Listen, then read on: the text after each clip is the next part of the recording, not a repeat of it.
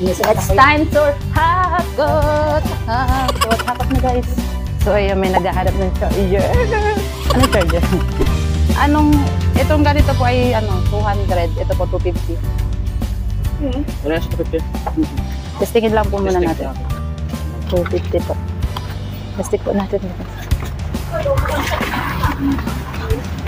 Great morning mga katindahan at welcome ulit kayo dito naman sa episode 3 nitong ating grand unloading ng mga panindayan. So eto nga yung kauna-unahang i-unbox natin na mga paninda, which is, yes, tama kayo na nabasa, i-unbox natin itong ating mga charger. May kasama pa yan mga katindahan na clip fan, ceiling fan, ganyan. Yan, so yan ang mga nilalaman nitong ating i-unbox ngayon. So ayan nga mga katindahan at makikita ninyo na meron na tayo naka-ready dito na mga basket na paglalagyan nga nitong ating mga i-unbox na mga paninda. So, ito yung ating dalawang box na uunahing i-unbox. Yan. Yan naman mga tindahan, tara samahan nyo ako. Let's go!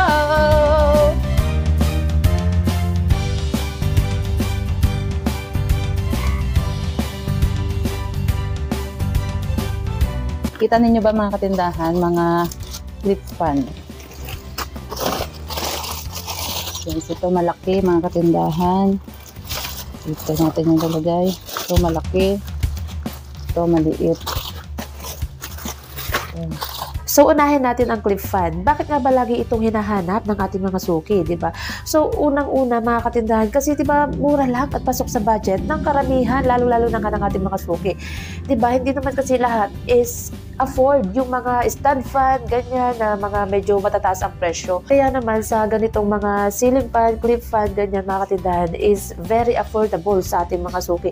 At pangalawa mga katindahan is portable siya, di ba? Pwede sa lamesa, pwede sa kwarto, sa kusina, or kahit nga i-clip lang natin sa may upuan, ganyan. Kahit saan, pwede natin siyang dalhin, di ba?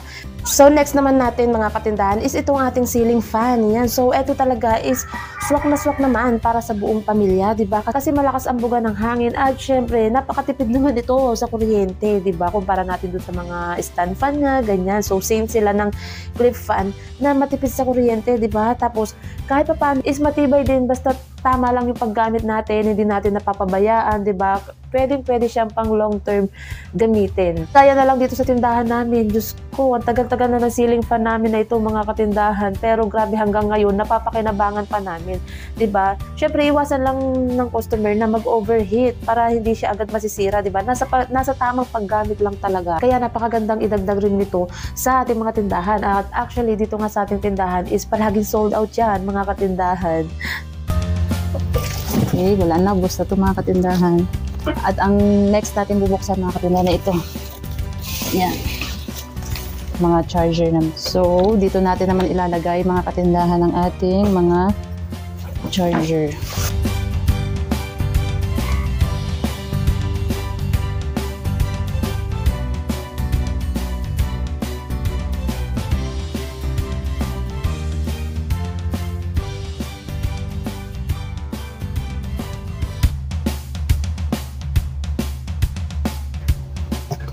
Ayan. So, eto na ang mga hinahanap sa atin na mga nag-out of stock. Yan, micro USB, Alibaba. Let's go! Nakatuwa naman. Ang ganda. Mga katindahan. Type C, 2, 4, 5, 5. 5 ang laman kada tali. Ayan. Tali. Ayan. Type C, Alibaba. Ang ganda.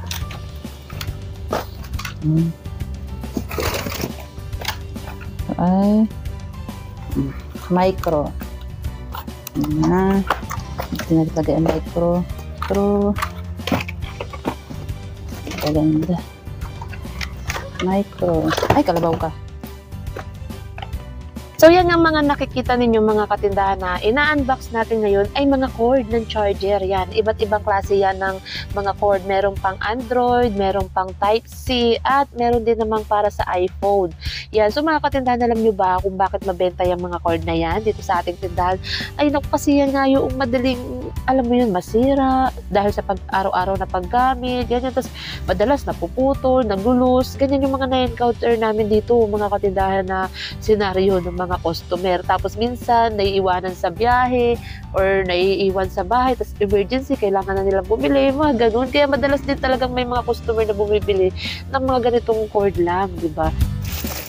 Next mga katindahan ay mga plain na case. So, ito yung next natin na tinatanggal dito sa ating box. At bakit plain yung ating mga kinuha na case? Kasi mga katindahan, mas gusto talaga ng mga customer yung simple lang at malinis tignan. Flexible pa kasi pwede nilang dagdagan ng sarili nilang style, di ba? Yung iba, nilalagyan ng mga kung ano-anong sticker, tapos kung ano-anong design. Kumbaga, nape-personalize nila yung kung ano yung gusto nila, ano yung personality nila, di ba? Na ipapakita nila sa pamamagitan ng mga nilalagay nilang mga design doon nga sa kanilang cellphone case. Tapos, ito na, ating mga cord, Tilex cord. So, yan namang nakikita ninyo na mga naka-pouch na puti is cord din yan ng cellphone, mga katindahan. Tilex ang brand niyan at ang puhunan natin dyan is 35 pesos. Yan. So, nabibenta namin yan dito ng 100 pesos.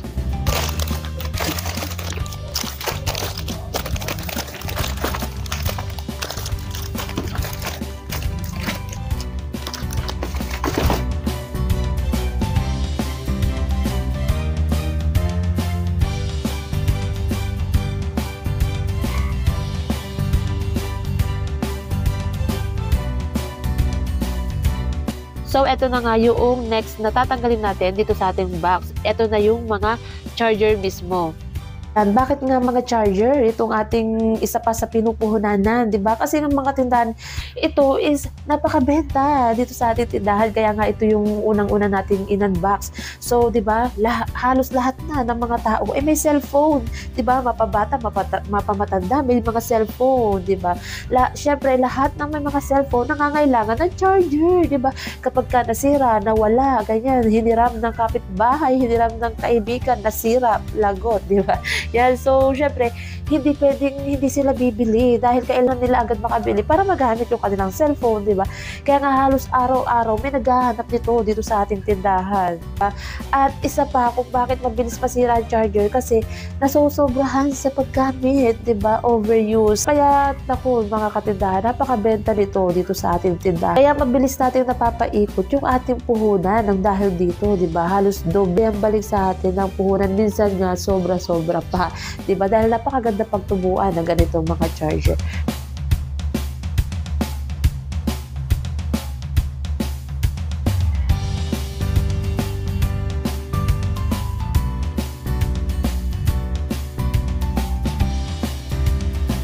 Yun na nga mga katindahan, na-unbox na nga natin itong ating mga charger at mga clip fan, ceiling fan. So yan nga yung ating unang in-unbox dahil ito nga yung palaging hinahanap na sold out na halos yung mga stock natin dito sa ating tindahan. Kaya naman ito talaga yung unang-una natin na binuksan, priority talaga natin dito. Siyempre mga katindahan, alam ko naman na nagtatanong kayo kung saan ito natin nabili. So siyempre doon yan nga sa baklaran natin na pamili sa ating mga supplier dyan. Pero wag naman kayong mag-alala dahil ilalagay ko dyan sa description natin sa baba kung saan din kayo pwede makabili ng mga ganitong ating mga charger na siguro mas mataas lang ng 5 or 10 pesos or minsan nga mas mababa pa, di ba? Minsan kapresyo lang or mas mababa pa. Kaya check nyo yung link natin dyan sa description box kung gusto nyo rin magtinda ng ganitong mga item, di ba? Marami kasi dyan nagtatanong saan daw tayo nakakabili, malayo pa, Mindanao, kung saang lupalop ng Pilipinas, di ba? Yan, makakakuha naman tayo ng paninda, lalo na kay Kumarin Shopee yan. So yung nilalagay ko nga na link dyan sa ating description box, mga katindahan, ay yung mismong store, ha? Hindi pa isa-isa, hindi yung ganitong charger na ganitong model, isang headset, isang cord, ganyan, hindi. So ang nilalagay ko dyan is yung store na talaga para kayo na yung bahalang pumili kung ano yung gusto nyong item na itinda or kung pang personal use nyo or whatever, di ba? Kayo nang bahala. Check nyo dyan sa ating link. Okay? So hanggang dito na nga lang muna mga katindahan itong ating episode ng mga charger at mga clip fan yan. So abangan ninyo yung ating sunod na i-unbox or i-unsack. Maraming salamat mga katindahan sa inyong palaging panonood and happy selling! It's time to hakot! Hakot na guys. Dala-dalawa na para ano.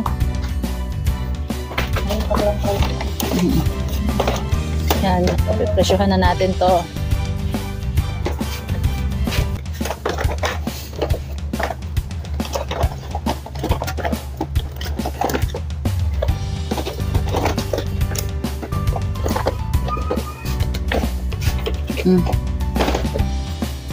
Doon na lang to presyon para mabilis.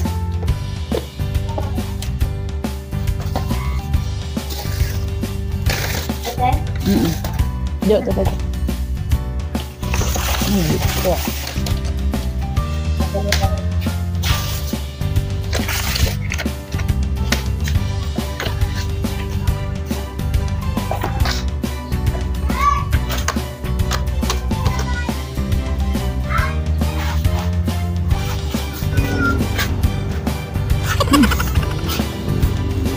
Yung isa pa di ah. Ayun. Ganda nga ako. Ganda nga yung trip pan.